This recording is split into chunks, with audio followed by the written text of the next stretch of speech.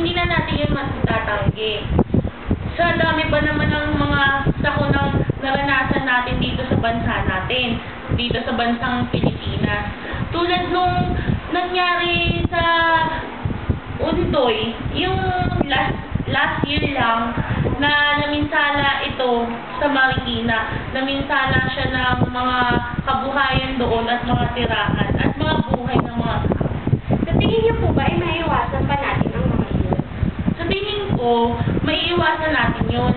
Pag tayo magkakaroon ng pagtutulungan at pagkakaisa sa ating mga kapwa. Kung magkakaisa tayo,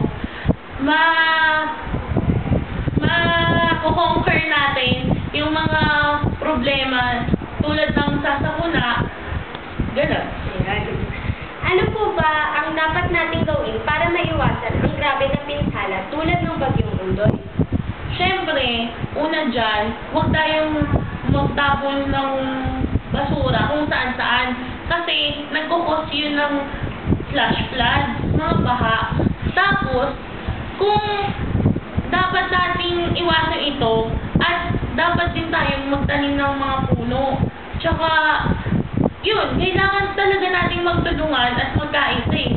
Yun talaga ang dapat nating gawin. Ayun, maraming salamat po, Miss Angel, sa pagsagot niyo po sa aking mga tanong.